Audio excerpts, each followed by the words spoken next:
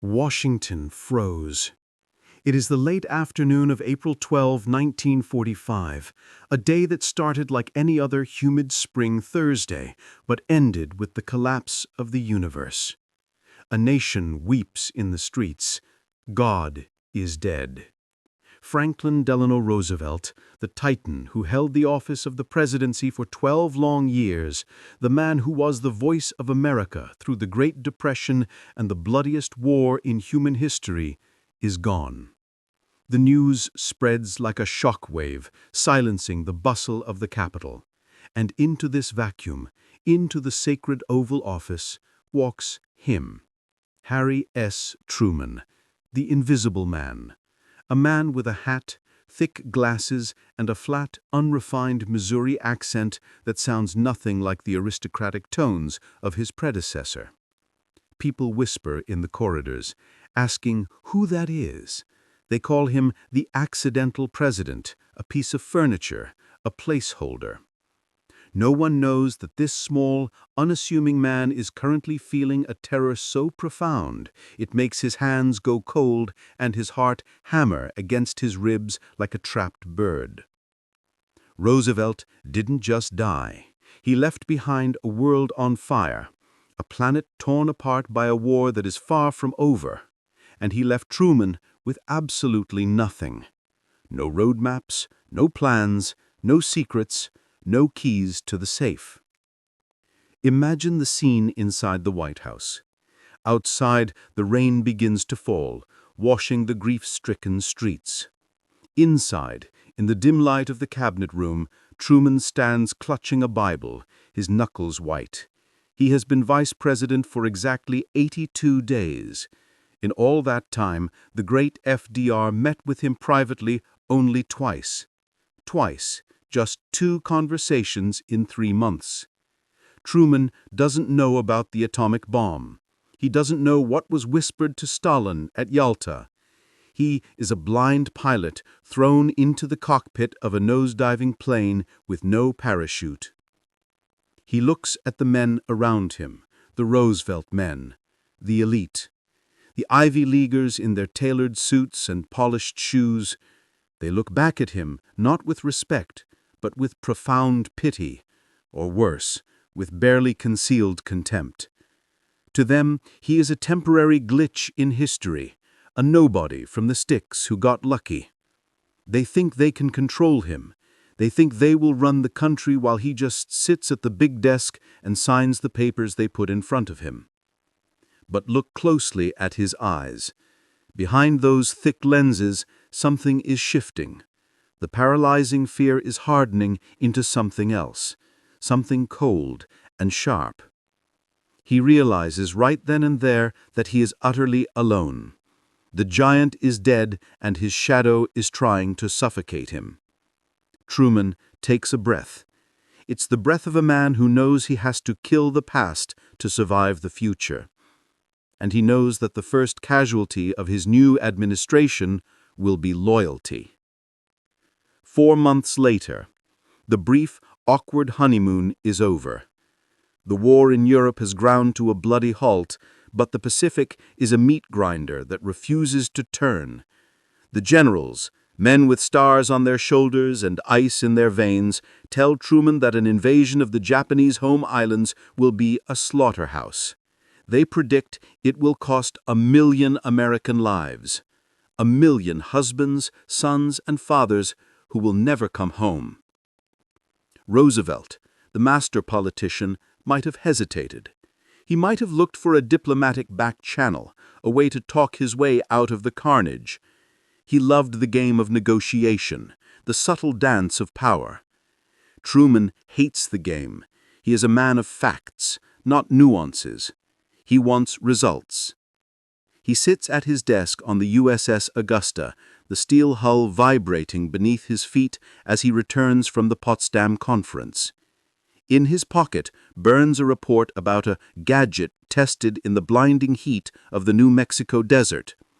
It is the most terrible weapon ever created by human hands, a destroyer of worlds. The scientists who built it are terrified of their own creation. Some advisors beg him not to use it, or to do a harmless demonstration first to scare the enemy. They talk about morality, about the judgment of history, about opening a Pandora's box that can never be closed. Truman doesn't blink. He doesn't agonize like a philosopher king in a Greek tragedy. He thinks like the artillery captain he was in World War I. If you have a big gun, you use it to save your boys. It is brutal, simple, bloody arithmetic. But there is a darker, unspoken layer to his decision. At Potsdam, he looked into the eyes of Joseph Stalin. He saw the shark's smile, the cold calculation of a predator. He realized with a chill that the Soviets weren't allies, they were the next enemy, waiting for the dust to settle to seize the world. Roosevelt thought he could charm Stalin, treat him like a wayward uncle. Truman knows you can't charm a shark. You have to scare it. He picks up the pen. His hand is steady. No trembling this time. He signs the order. He isn't just bombing Hiroshima and Nagasaki.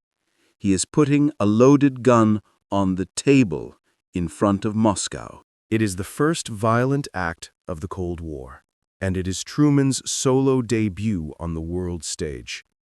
He crosses a moral line Roosevelt never had to cross. He becomes the destroyer of worlds.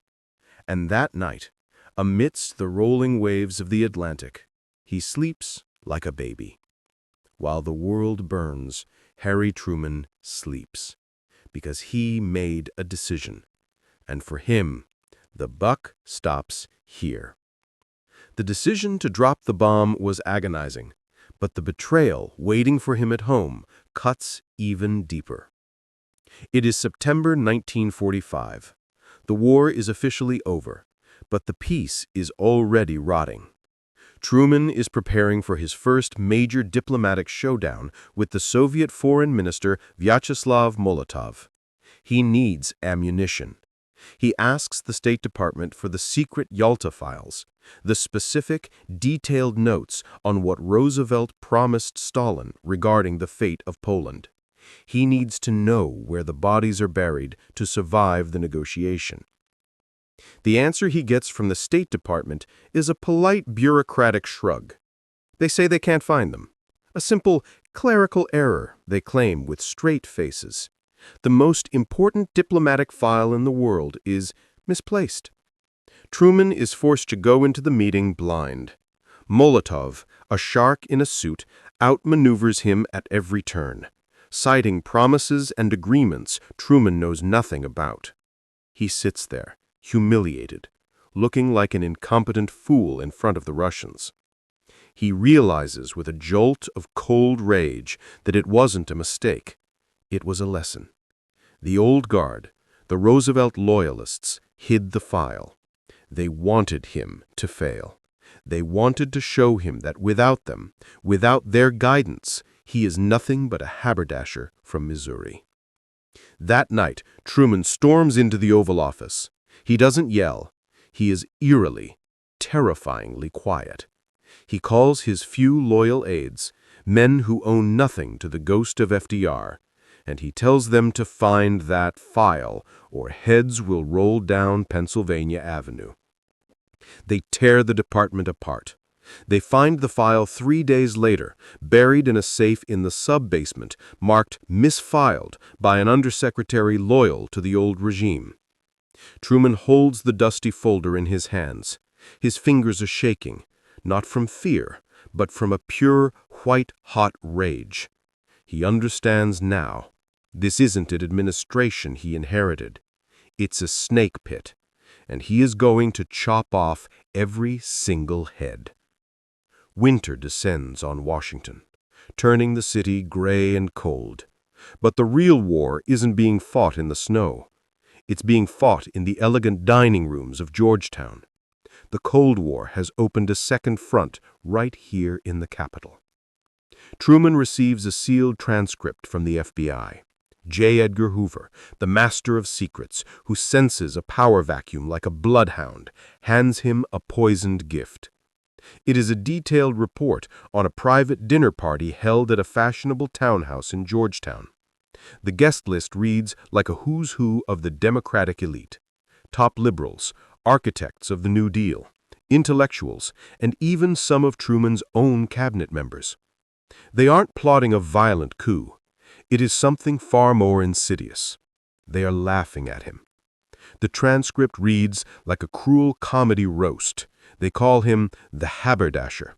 They mock his cheap suits, his flat accent, his lack of a college degree.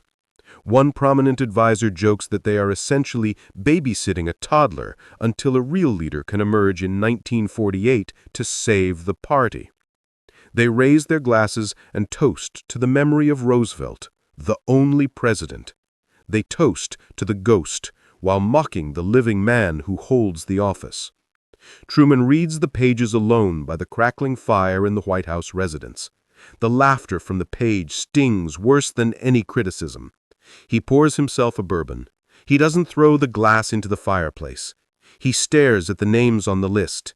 Men he eats lunch with, men he smiles at, men he trusts with the nuclear codes. They think he is stupid. They think he is weak. He slowly folds the transcript and puts it in his desk drawer, right next to his pistol. He doesn't fire them the next day. He waits.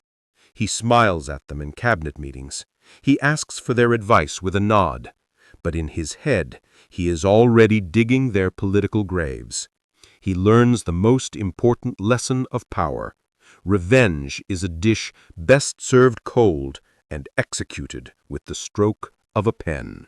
The trap is finally set. The Cold War inside the White House goes hot.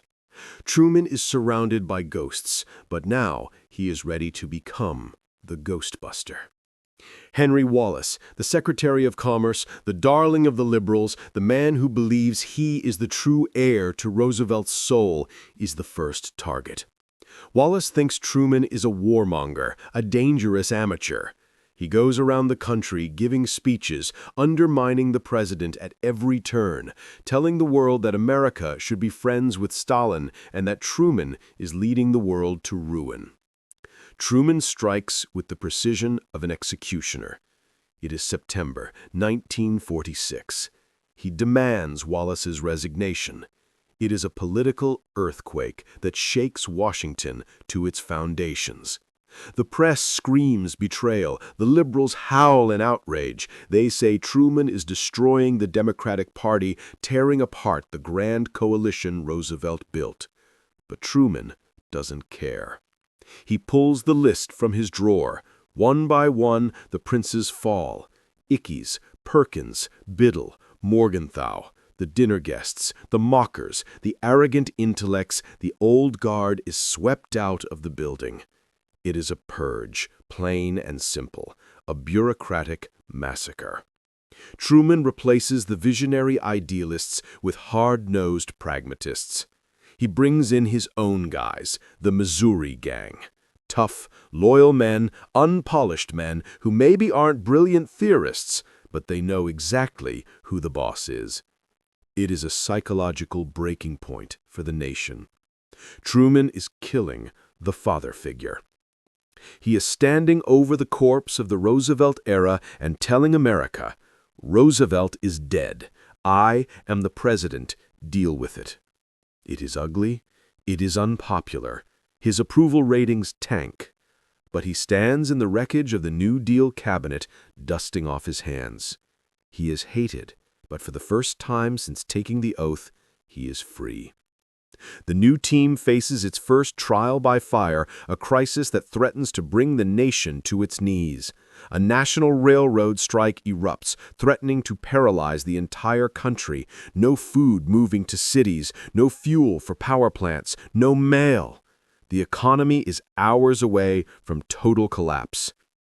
The union leaders, emboldened by Truman's low poll numbers, think they can bully the accidental president.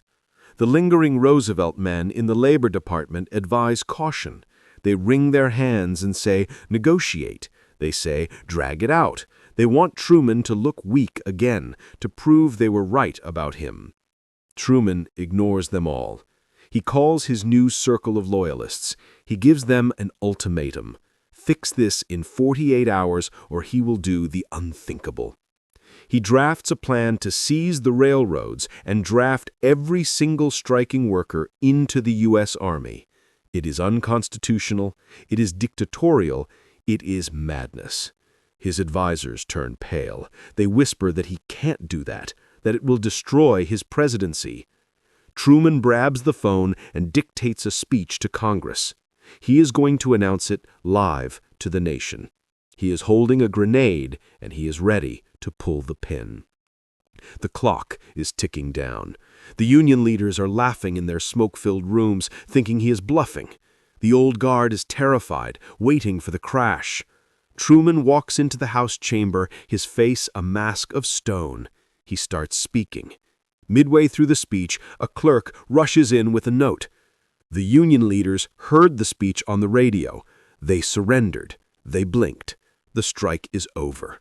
The chamber erupts in cheers. Truman doesn't smile. He just nods his head, finishes his sentence, and walks out. He didn't use Roosevelt's charm or patience. He used a sledgehammer. And it worked. The 48-hour crisis proved one thing to the world: the haberdasher doesn't blink. It is 1947. The world is breaking apart. Europe is starving, cities are rubble, and hope is running out. Britain is broke and pulling back its empire, and the Red Army is staring down the throat of the West. In Greece and Turkey, communist guerrillas are poised to seize power, ready to open the gates to Stalin. Roosevelt's dream was the United Nations, a global brotherhood of man. He believed if we just talked enough, if we just smiled enough, the Soviets would behave. It was a beautiful, seductive lie. Truman sees the ugly truth. He reads the long telegram from George Kennan. He realizes logic doesn't work with Moscow. Only force works. On March 12, he walks into the joint session of Congress. He doesn't offer a handshake to the world. He draws a line in the sand with a bayonet. He asks for $400 million to fight communism in Greece and Turkey. It is not just financial aid. It is a declaration of war without shooting. This is the birth of the Truman Doctrine. It is the death certificate of American isolationism. Roosevelt wanted to bring the boys home, to let Europe sort itself out. Truman says, no, we are staying everywhere, forever. He invents the national security state. He creates the CIA, the spies in the shadows. He creates the Department of Defense, the muscle of the empire. He builds the machinery of the Cold War. He constructs the scary, surveillance-heavy, military-industrial complex that we live in today. Roosevelt won the hot war against fascism. Truman is building the fortress for the Cold War against communism. He is doing what Roosevelt hoped to avoid. He is dividing the world in two, us and them, good and evil. There is no going back. The American century has begun, and it is armed to the teeth. By 1950, the external war has come home to roost. The Red Scare explodes across America like a fever dream. Senator Joe McCarthy waves a piece of paper in West Virginia, claiming he has names of 205 spies in the State Department. The public goes hysterical. Truman despises McCarthy. He calls him a pathological liar, a menace to democracy. But he is trapped in a political vice. If he defends his staff, he looks like a communist sympathizer. If he attacks McCarthy, he splits the country and looks weak on defense. Then comes the crushing blow that changes everything: the Julius and Ethel Rosenberg case. Spies who stole the atomic secrets and gave the bomb to Russia. It is not just paranoia anymore. There are actual traitors in the woodwork. Truman realizes with a sick feeling that his own administration has been compromised. The FBI brings him evidence on trusted officials like Alger Hiss. The betrayal is deep. It's a knife in the back from men who swore the same oath he did. He has to make a choice that rips his soul apart. To save the presidency and the country from panic, he has to authorize the loyalty program. He signs Executive Order 9835. It subjects millions of federal employees to humiliating investigations, background checks, and loyalty oaths. He creates the very police state he hates. He watches good men ruined, careers destroyed, lives shattered on suspicion alone. He hates himself for it. He drinks more bourbon at night, pacing the halls of the White House. But he tells himself it is necessary survival. He is fighting a war on two fronts, Stalin in Moscow and the ghosts of treason in Washington. He becomes the jailer of his own government to keep it from collapsing from within. By the fall of 1948, everyone in America agrees on one thing: Harry Truman is a dead man walking. The press mocks him daily. His own party tried to dump him at the convention. The Republicans have Thomas Dewey, the governor of New York, smooth, polished, efficient, inevitable. The polls aren't just bad, they are catastrophic.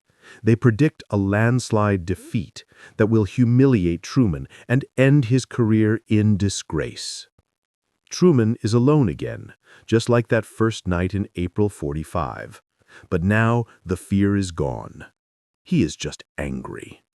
He gets on a train, the Ferdinand Magellan. He travels 30,000 miles across the heartland. He stops in dusty whistle-stop towns where presidents never go. He speaks from the back platform in his shirt sleeves, sweating under the sun. No teleprompters, no polished speeches written by Ivy Leaguers, just Harry shouting at the people, chopping the air with his hands. He yells about the do-nothing Congress and how the Republicans want to sell the common man down the river. It is desperate, it is undignified, and it is absolutely electric. While Dewey sleeps on silk sheets and gives vague speeches about unity, Truman is shaking rough hands at 2 a.m. at train depots. He taps into something raw, the anger of the common man who feels looked down upon by the elites. The same elites who looked down on Truman.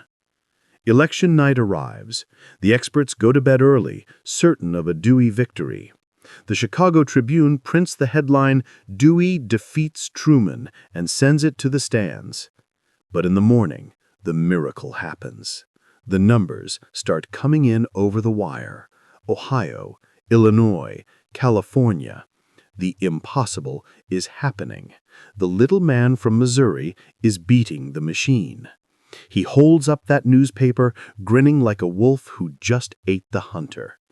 It is the greatest comeback in political history. It proves he didn't just inherit the presidency, he earned it. He seized it. He is no longer Roosevelt's shadow. He is the man who beat the odds. Harry Truman left office in 1953 with some of the lowest approval ratings in history. He went back to Independence, Missouri, without a pension, without a Secret Service detail, carrying his own suitcases to the train. He became just a private citizen again, the neighbor down the street. But look at the world he left behind. He rebuilt a shattered Europe with the Marshall Plan, an act of generosity Roosevelt didn't live to imagine. He founded NATO, binding the West together. He recognized Israel minutes after it was born. He integrated the military, defying the racists in his own party. And yes, he dropped the bomb. He was the architect of the modern American superpower.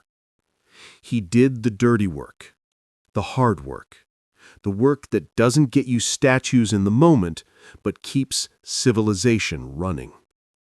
Roosevelt was the dreamer who saved the soul of America during its darkest hour. Truman was the builder who secured its body. even if he had to get his hands covered in blood and concrete to do it. History is funny. The giant fades, but the little man grows taller with every passing year. Today, we live in Harry Truman's world, a world of nuclear standoffs, global alliances, and American power. He didn't want the job. He didn't ask for the burden. But when the stars fell on him that April night, he didn't buckle. He stood up, fixed his glasses, and carried the weight of the world. Truman once said, "I have done my best. I have done what I thought was right." And that, as it turned out, was enough.